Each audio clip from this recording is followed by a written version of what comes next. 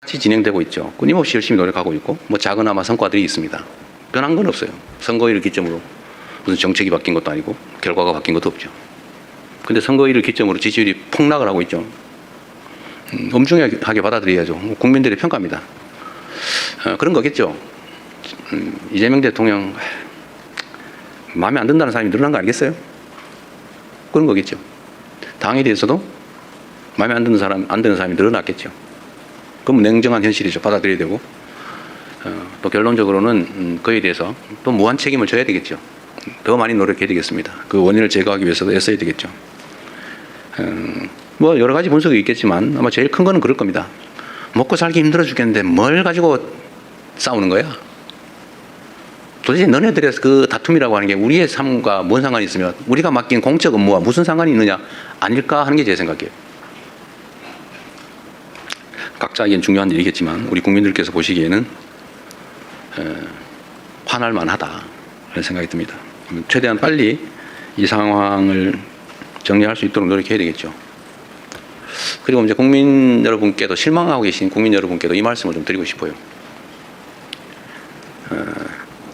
우리가 어떻게 하면 더 나은 상황에서 더 효율적으로 더 국민들을 위해서 국가를 위해서 주어진 원래의 책임을 잘할 수 있을까를 탐구하는 과정이다 라고 이해를 좀 해주시면 좋겠습니다. 최소한 저를 포함한 정부는 그래요. 이 일을 대면하는 입장에서 우리는 나름 최선을 다했지만 어쨌든 국민들께서 우리가 기대하는 만큼의 선택을 하해 주지 않으신 거죠. 그건 현실이지 않습니까?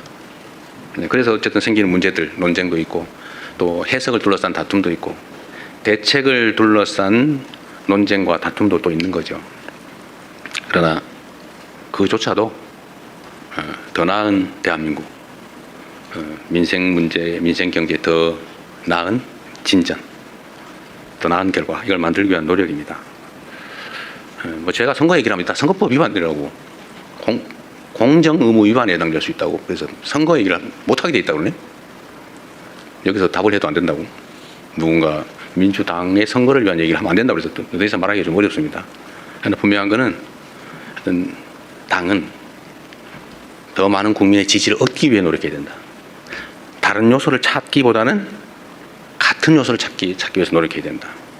그래서 제가 이런 면에서 민주당 내의 경쟁과 갈등에 대해서도 한 말씀 꼭 드리고 싶어요. 그 원수 싸우듯이 하지 마십시오. 거기에 그 같은 입장에 있는 같은 진영이라고 하는 울타리 안에 있는 사람들끼리 경쟁을 하는 게 아니라 전쟁을 했어야 되겠습니까? 모욕하고 헐뜯고 없는 사실 만들어가지고 공격하고 그러니까 또 억울하다고 또 이쪽이 또 뭘 그러고 왜 그렇게 합니까? 경쟁을 해야 됩니다. 경쟁을, 합리적 경쟁을. 있는 사실의 기초에서 논쟁하고 경쟁해야 됩니다. 없는 거 지어내지 마세요. 허수아비 전법이라고 없는 사실을 지어낸다면 거기다 막 공격하고 그래서 다른 옆에서 보는 사람이 저기 진짜 있나 봐. 뭐 이것도 하나의 테크닉이라고 생각하는지 모르지만 그건 나쁜 짓이죠. 다시 서로 회복할 수 없어요. 나중에. 그건 전쟁이죠. 또 모욕하지 마세요. 뭐 왜 그렇게 서로 모욕하고 폄하하고 꼭 숨어가지고 그런 사람들이 있어요. 당당하게 내놓고 합리적인 논쟁을 통해서 옆에서 지켜보는 사람도 누가 이길까 재미있게 결과를 지켜봐야지. 보면 막 확 짜증나게 막 쳐다보기도 싫게 왜 그렇게 싸웁니까? 이것도 정치 문화의 일부죠. 정치 문화도 더 잘하기 경쟁, 합리적 경쟁, 논쟁을 해야죠. 진짜 죽일 듯이 싸우고 진짜 죽이면 어떡해요? 응? 적도 아니고.